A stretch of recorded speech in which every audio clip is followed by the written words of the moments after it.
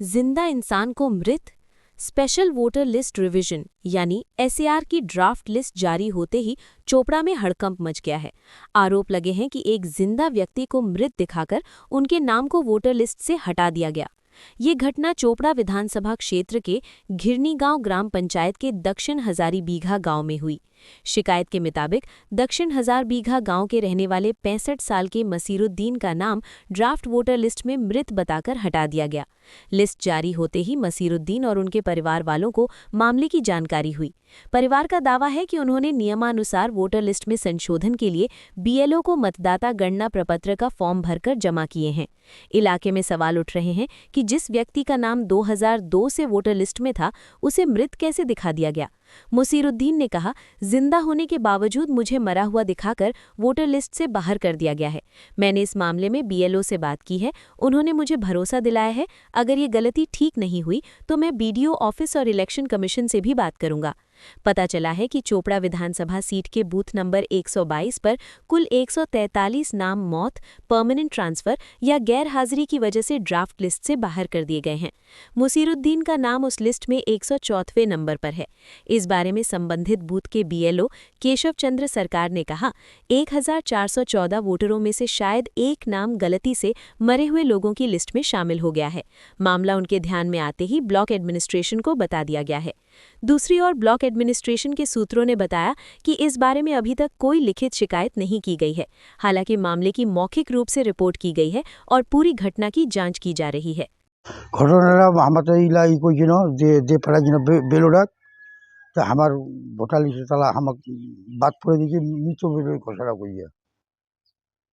হ্যাঁ, SIR form তো জমা করেছেন, জমা করেছি। তা সত্ত্বেও বাদ হ্যাঁ, বাদ করে দিয়েছে।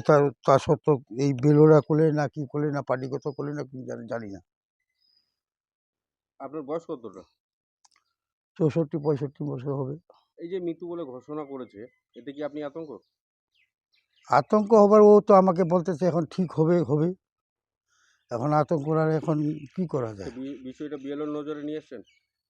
বেলোডাকে বলছি। বলেছেন কি বলেছেন? ও বলছে আমাকে ঠিক করে দেবো। তো বিডিও অফিসে কি জানিয়েছেন বিষয়টা?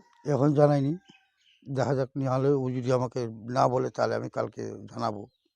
এই জীবিত মানুষকে মৃত বলে ঘোষণা, তো এতে কি মনে হচ্ছে? ওইটা তো কথা। আপনি কোন রাজনৈতিক দল করেন? আমি সিপিএম করি। তো কোথাও কি মনে হচ্ছে যে সিপিএম করেন বলে ইচ্ছাকৃতভাবে বাদ দিয়েছে? এখন প্রতীকগত ওটা কথা বলাও যায় না, কি করা যায়। এখন ওরা যদি মনে করাতে পারে, না হলে এমনি তো ডাইরেক্ট বলাও যায় না। 1272টা লোকের নাম বেলে পাঠাইছিল, এখন 71টা লোকের নাম আছে, একটা লোক বাদ গিয়েছে। ওইটা আমি। কি নাম আপনার? মুশিরুদ্দিন। 2002 সালে ভোটার লিস্টের নাম ছিল? আছে। বাড়ি কোথায়? দক্ষিণ হাজারিগা। বিএলও কে রয়েছে? কেশব মাস্টার। বিডিওকে জানাবেন? ও যে আমাকে একটা আশ্বাস দিয়েছে, যদি না হয় তাহলে আমি জানাবো। কেস করবেন? দরকার পড়লে আমি নির্বাচন কমিশনের কাছে যাব। হ্যাঁ, এই ব্যাপারটা আমিও শুনলাম যে এখানকার আমাদের স্থানীয় মশরু ভাই, উনাকে মরা ঘোষিত করা হয়েছে। এই ব্যাপারে আমাদেরকেও সঠিক জানা ছিল না, কালকে জানলাম। এখানে স্থানীয় উনি, কিন্তু কীভাবে যে এই ঘটনাটা হলো জানতে পারলাম না। আপনারা কি আতঙ্কিত যে এইভাবে জীবিত মানুষকে মৃত বলে ঘোষণা করা হচ্ছে? হ্যাঁ, এইটা তো হবেই, মোটেই হবে। কেন একটা জিন্দা লোককে যদি মুর্দা ঘোষিত হয়, তা আতঙ্ক তো হবেই মানুষ।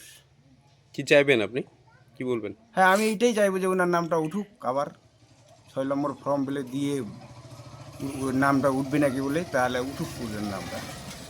এইটাই বলবো আমি। আপনার নাম? আমার নাম আজিরুল ইসলাম। এটা কোন গ্রাম? এটা দক্ষিণ হাজার।